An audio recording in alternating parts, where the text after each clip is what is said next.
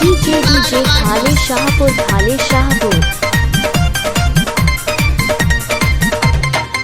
गोरी केकरा खातिन करेलू सिंगार अभी तू कुंवार बारू हो। गोरी केकरा खातिन करेलू सिंगार अभी तू कुंवार बारू हो। बारी उमर बतोहार अभी तू कुंवार बारू हो, कुंवार बारू हो।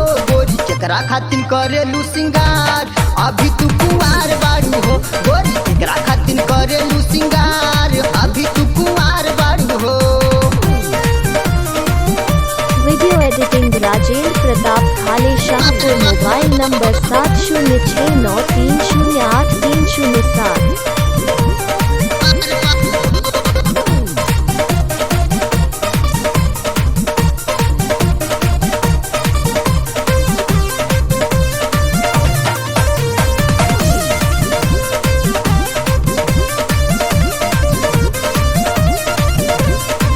कॉलेज के पीछे जाके करे रसलीला, करे ले जींस टाइट करे ले ना ढीला।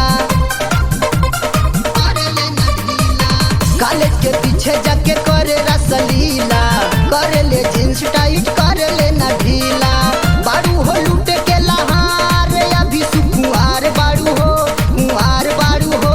गोरी केकरा खातिन करेलू सिंगार अभी सुकुआर बारू हो। गोरी केकरा खातिन करेलू सिंगार अभी सुकुमार बारू हो।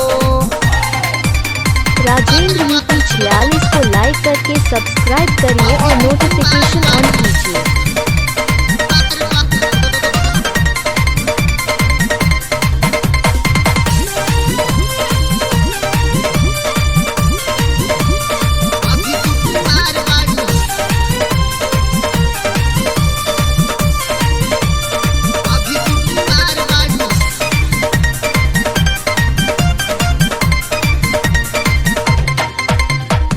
चलेलू चाल बिना ओढ़नी के गोरी, तोहरा खजाना कहियो होई जाई चोरी, होई जाई चोरी।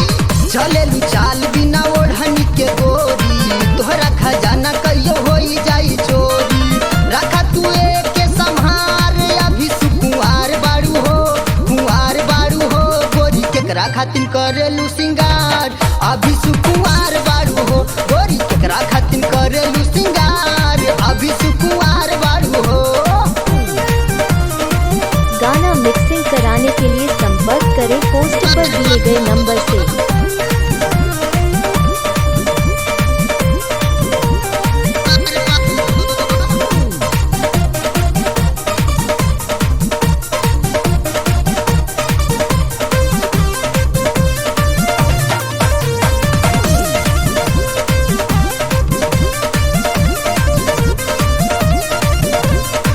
सोनू पलटू का भइले दीवाना, बिके सुदामा जी के मारे सब ताना, मारे सब ताना। हाँ सोनू पलटू का भइले दीवाना, बिके सुदामा जी के मारे सब ताना।